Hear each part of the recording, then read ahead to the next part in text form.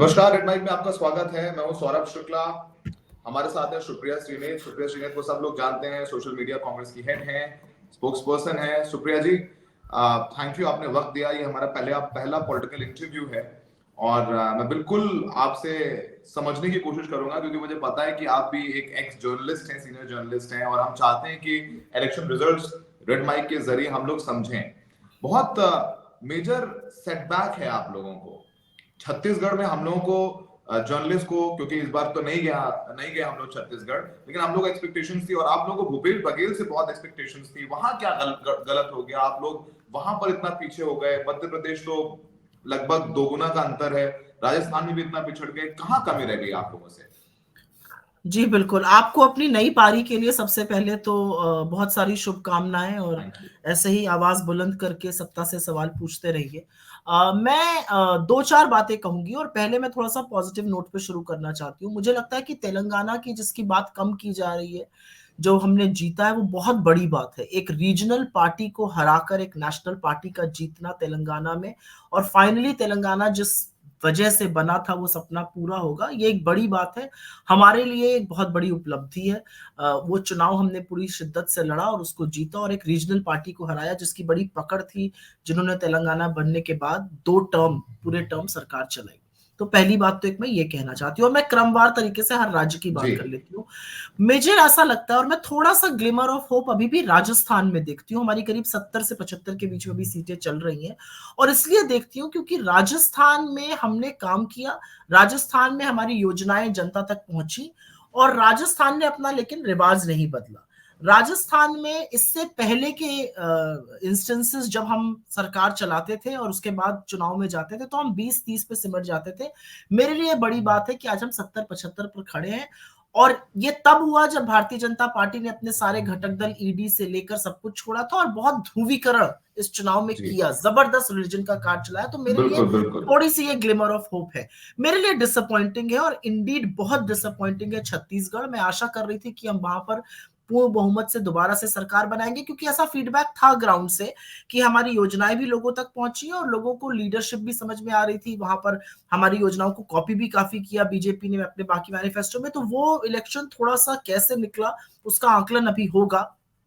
Madhya Pradesh particularly मेरे लिए थोड़ा डिसअपॉइंटिंग है, और इसलिए भी है क्योंकि राजस्थान और छत्तीसगढ़ में तो चलिए हमारी सरकारें थी, तो एक एंटी इनकम्बेंसी से भी आप लड़ते हैं, लेकिन 18 साल के बाद लोग त्रस्त थे। फीडबैक ग्राउंड पर बिल्कुल अलग था, लोग बिल्कुल खुलकर मुखर होकर बात कर रहे थे सरकार के खिलाफ, और उसके बावजूद भी उनका जीतना, और इतनी बड़ी मार्जिन से जीतना, तो सबसे पहले तो जनादेश को आप स्वीकारते हैं, और उसके बाद आप सोचते हैं कि क्या हुआ। मुझे ऐसा लगता है कि शायद जो हम जनता तक मैसेज पहुंचाना चाह रहे थे मध्य प्रदेश में, हम वो नहीं पहुंचा पाए, और हमने शायद सरकार के, जो मध्य प्रदेश की सरकार है, चुनी हुई सरकार का, जो लाडली बहन जैसी योजना थी, उनको शायद हमने कम आंका, उनके प्रभाव को कम आंका, और हम शायद ये नहीं समझ पाए कि जो पैसा लोगों के अकाउंट में आ रहा है, लोग उस पर यकीन कर रहे थे, जो हम वादा कर रहे थे उस पर कम यकीन कर रहे थे। लेकिन अब देखने वाली बात यह है कि क्या शिवराज जी बने रहेंगे, क्या वसुंधरा जी बनेगी। ये सारे सवाल अपने आप में एक जर्नलिस्ट होने के नाते मेरे दिमाग में जरूर आते हैं, लेकिन एक सवाल जो पॉलिटिशियन होने के नाते आता है, वो ये आता है कि मोदी जी ने 500 का सिलेंडर प्रॉमिस किया था छत्तीसगढ़, मध्य नहीं प्रदेश और नहीं, वो राजस्थान में, सारी वो बातें यूपी तो में ठीक है कब सुप्रिया आएगा? जी। ये एज अ जर्नलिस्ट दो तीन ऑब्जर्वेशंस हैं, because I have covered Rajasthan very closely.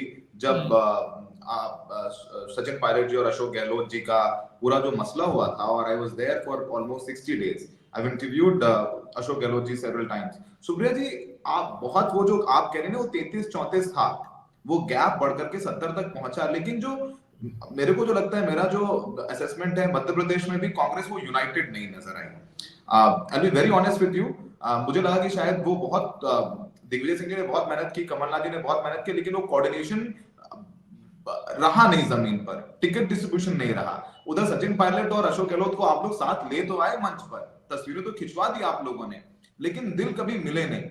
और इंडिविजुअली मैं दोनों लीडर्स को ही जानता हूं, दोनों से अकेले बात होती रहती है, और दोनों लोगों के दिल में एक दूसरे के लिए इतनी खटास है ना, क्योंकि वो कार्यकर्ताओं में पता रहता है। तो कहीं ना कहीं जो कांग्रेस की एकजुटता है सुप्रिया जी, आप अभी भी उससे लड़ रही हैं। ज्योतिरादित्य सिंधिया अब नहीं है मध्य देखिए, प्रदेश। देखिए सौरभ जी, अगर एकजुटता की बात करने पर ही आ जाए, तो जिस तरह की खंजरें मध्य प्रदेश भाजपा में निकली हुई हैं, चाहे वो नरेंद्र सिंह तोमर का कैंप हो, या नरोत्तम मिश्रा का हो, या वो शिवराज सिंह ब्रांड मोदी चौहान है, का वो हो, ब्रांड मोदी या है, वो कमल पे लड़ मुझे रहे अपनी हैं बात कि कमल खत्म लड़ कर रहे हैं लेने चुनाव। दीजिए, जी मुझे जी अपनी बात जी खत्म कर लेने दीजिए, जी फिर आप प्रत्युत्तर कीजिएगा। तो मुझे ऐसा लगता है कि जो आप आंतरिक विरोध की बात कर रहे हैं, उससे भाजपा ग्रसित थी, उससे भाजपा राजस्थान में ग्रसित थी, तो मुझे नहीं लगता कि ये कोई इतना बड़ा फैक्टर जी होता है। फैक्टर ये होता है कि क्या हम लोगों को अपनी बात से जी कन्विंस कर पाए, और हारने के बाद लगता है कि नहीं, हम नहीं जी कर पाए, दूसरी पार्टी ने किया। और मैं नहीं मानती कि ये नरेंद्र मोदी की जीत है। मुझे ऐसा अभी भी जी लगता है कि मध्य प्रदेश में ये शिवराज सिंह चौहान की जीत है। उनका क्या होता है मैं नहीं जानती। अगर ऐसा जी था तो मोदी जी तेलंगाना क्यों हार गए? तेलंगाना में भी मोदी जी लड़ रहे थे, ठीक उनकी है पार्टी भी लड़ रही थी, ठीक उनके है सिखाए हुए लोग लड़ रहे थे। तो आई थिंक इट्स अ ठीक वेरी सिंपलिस्टिक एक्सट्रापोलेशन। ठीक है। चलिए, आपने इसका जवाब दे दिया। अब तेलंगाना पे आते हैं। तेलंगाना में रेवंत रेड्डी को मैं बहुत पर्सनली जानता हूं, और एक बहुत बड़ा राइज है।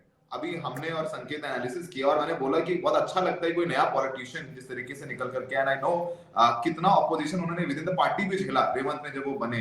तो रेवंत की लीडरशिप में, या राहुल गांधी की लीडरशिप में कह लें, आप लोग तेलंगाना में आए हैं। तो अब जो इंडिया अलायंस था जिसमें बीआरएस आपके साथ था, बहुत प्रिमिटिव क्वेश्चन है, फिर भी अगर आप कहना चाहें, बीआरएस नहीं बीआरएस था हमारे साथ में, साथ नहीं है। नहीं था, हाँ, लेकिन अब इंडिया अलायंस को लेकर के आगे क्या स्ट्रैटेजी होगी, इस पर मैं आगे पहले आऊंगा, बाद में आऊंगा। पर लेकिन एक और सवाल मेरे दिमाग जहन में आ रहा था। राजस्थान में अब आप लोग पीछे हो गए, हिंदी हार्टलैंड। आप यूपी में नहीं है, आप राजस्थान में नहीं है, आप मध्य प्रदेश में नहीं है, और आप छत्तीसगढ़ में नहीं है।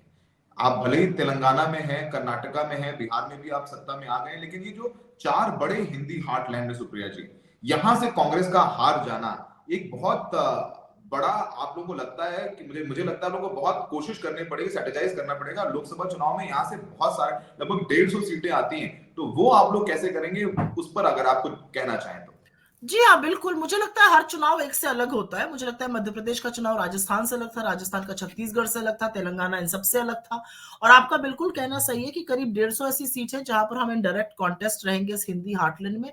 पर मेरा अपना मानना है कि जो एक गैम्बल बीजेपी ने चला विधानसभा चुनावों में, जो हम करते हैं, विच इज कि हम सीएम कैंडिडेट नहीं अनाउंस करते हैं, उनके लिए वो काम कर गया। शायद थोड़ी इनकम्बेंसी अगर रही भी होगी, एंटी इनकम्बेंसी, तो वो काम कर गए उनके लिए राजस्थान से लेकर मध्य प्रदेश और छत्तीसगढ़ में भी। अब क्या आगे होता है मैं नहीं जानती, लेकिन लोकसभा चुनाव के इश्यूज और भी बहुत सारे होते हैं, और बहुत सारा जो रीजनल वोट पड़ता है वो लोकसभा में उसका प्रारूप थोड़ा बदल जाता है। मतलब मैं उत्तर प्रदेश से आती हूँ, मैं उत्तर प्रदेश की बात आपको जी बता सकती हूँ।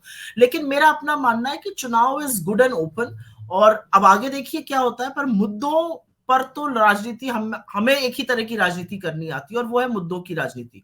और मुझे ऐसा लगता है कि हमारा जो कोर है, हमें अपने कोर पर बिल्कुल अडिग रहना है, और वो कोर है कि हम गरीबों की, आदिवासियों की, दलितों की, पिछड़ों की बात करेंगे, क्योंकि बात वहीं से बनेगी। इसके बारे में मेरे मन में जरा सा भी संशय नहीं है। एक सवाल है जो बहुत आम जनता की तरह सवाल पूछता हूँ, रिपोर्टिंग में भी और अभी भी आपके आम जनता की तरह, मैं नहीं बता रहा हूँ, मुझे बहुत आता है।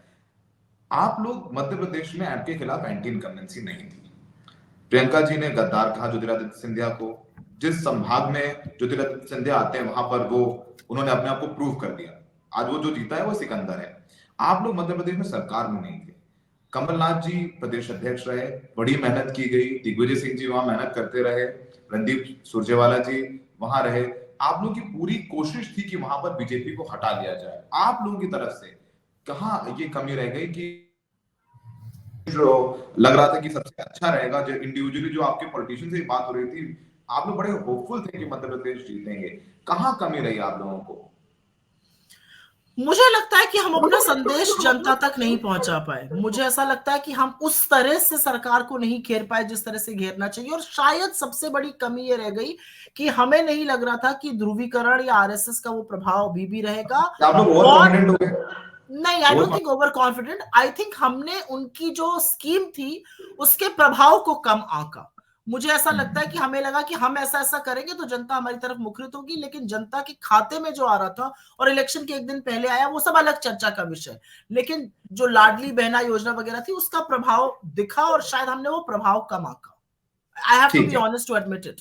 नहीं, बिल्कुल बिल्कुल, मैं मेरे से जितने भी और हमें जो प्यार मिला है 2 दिन में, सुप्रिया जी, हम हमारे 1 लाख के ऊपर सब्सक्राइबर हैं और हमें 1 मिलियन लोग देख चुके हैं। तो मैं उन जनता को जैसे वादा किया था कि हम कोई थोपेंगे नहीं ओपिनियन, और आप भी जर्नलिस्ट हैं, very happy that you are talking to us very honestly. One जी thing I would like to ask you, अब जब पिछली बार याद है मेरे को, जब आप लोग मध्य प्रदेश, राजस्थान और छत्तीसगढ़ जीते थे, तो हम लोग रिपोर्टिंग करते थे और बहुत कॉन्फिडेंस कांग्रेस के वर्कर्स का बहुत हाई था। गुजरात में भी पिछली बार आप लोग बहुत टफ कॉन्टेस्ट था, टफ कॉन्टेस्ट में बीजेपी आप जीती थी। अब जब लोकसभा आप जा रहे हैं, उसके पहले के 5 राज्यों को चुनाव, और वहां पर जो आप लोगों का परफॉर्मेंस रहा है, जो खराब रहा है कह सकते हैं, आप एक कार्यकर्ता मायूस हो जाएंगे, तो आप अपने कार्यकर्ताओं को बूस्ट करने के लिए आप लोग क्या करेंगे? और ये बहुत वाजिब सवाल है, आपको भी सोशल मीडिया हेड है, आपको भी सोशल मीडिया के जरिए अपने कार्यकर्ताओं तक पहुंचना है, बहुत बड़ी जिम्मेदारी है आपके कंधों पर। जी हाँ, बिल्कुल है। और ये ज़िम्मेदारी और भी बड़ी है क्योंकि दूसरी तरफ एक फेक न्यूज़ की फैक्ट्री चलती है, मैं एक आईटी सेल और सोशल मीडिया चलाती हूँ। मुझे ऐसा लगता है कि लोकसभा के चुनाव में हम बिल्कुल वक़्त अब बर्बाद नहीं कर सकते हैं। जो भी मुद्दों पर हम वो चुनाव लड़ना चाहते हैं, हम उन मुद्दों को लोगों तक पहुँचाएँगे, हम उन मुद्दों पर चर्चा शुरू करेंगे। हमारे लिए अब आकलन का और इसका उसका वक़्त बिल्कुल निकल चुका है।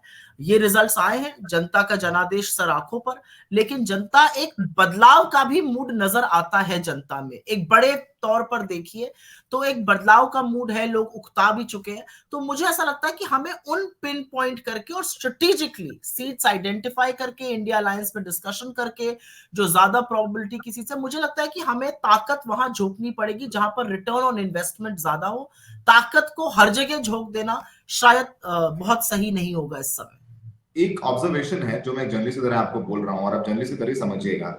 आप लोग जातिगत जनगणना की बात कर रहे थे, और आपकी जातिगत जनगणना पर पोलराइजेशन भारी पड़ गया। हिंदी हार्टलैंड की बात कर रहा हूं मैं आपको। जो स्टालिन का बयान जो सनातन धर्म वाला था, वो उसने एक बहुत नेगेटिव इंपैक्ट डाला, क्योंकि वो इंडिया अलायंस में और बीजेपी ने जैसे कहा कि उनका IT cell, fake news factory, उनको पता है कि कैसे एक बात को कैसे प्रोपोगेट करना है, उसमें वो सफल हो गए। तो हिंदी हार्टलैंड में आप लोग पोलराइजेशन से कैसे फाइट करेंगे सुप्रिया जी? भारत जोड़ो यात्रा में नफरत के बाजार में मोहब्बत की दुकान आप लोगों ने खोलने की बात करी, लेकिन हिंदी हार्टलैंड में वो दुकान सज नहीं पा रही है। ये एक सवाल है, और आप बताएं जो लोग सुन रहे हैं हमें। पर मुझे ऐसा लगता है सौरभ जी, जैसे 70 से 75 सीटें राजस्थान की हो गई, या 40 सीटें छत्तीसगढ़ की हो गई, या करीब 65 से 70 सीटें मध्य प्रदेश की हो गई, ये टोटल सारा ही बिल्कुल पोलराइजेशन हो गया और बाकी कोई मुद्दा नहीं रहा, इसका तो प्रमाण नहीं है। मुझे ऐसा लगता है कि हमें स्ट्रेटेजिकली मुद्दों की बात करनी पड़ेगी। मुझे ऐसा लगता है कि आने वाले वक्त में, अगले 6 महीनों में, जब से चुनाव होगा, जनरल इलेक्शन, जातिगत जनगणना बहुत जरूरी एक मुद्दा है। पोलराइजेशन भारतीय जनता पार्टी करती है, उसका रिटर्न ऑन इन्वेस्टमेंट धीरे धीरे कम हो रहा था, लेकिन राजस्थान में जिस तरह से वो जीते हैं, ये थोड़ा अचंभित करने वाला है। तो हमें सोचना पड़ेगा, और हमें सोचना पड़ेगा कि क्या रोजगार, क्या शिक्षा, क्या स्वास्थ्य की बातें इस पर कम पड़ रही हैं, और उस हिसाब से फिर उससे डील करना पड़ेगा। मुझे ऐसा लगता है कि आप मंदिर भी बनाइए, आप इष्ट को भी पूजिए, सब कुछ करिए, लेकिन जब तक रोजगार की बात नहीं करेगा, लोग क्यों इंटरेस्टेड होंगे? तो शायद हमें लोगों से एक नई, इन्हीं मुद्दों की बात शायद एक नई जबान में, एक नई तरीके से करनी पड़ेगी, जिससे कि लोगों को समझ में आए कि मुद्दे एक्चुअल में क्या हैं। मतलब तेलंगाना में लोगों को समझ में आए, ऐसा क्यों है कि यहाँ पे नहीं समझ में आएंगे? बिल्कुल समझ में आएंगे। हिंदी हार्टलैंड की बात करिए। खैर सुप्रिया जी, आपसे अलग से बातचीत होगी। आपने वक्त दिया बहुत हमारे धन्यवाद। नए रेड माइक पर, बहुत बहुत शुक्रिया। एक जर्नलिस्ट की तरह मैंने बात की आपसे, and best wishes, tough luck this time. Thank you so very much. Thank you very much, all the very best to all of you. Thank you, thank thank you, you. Thank you.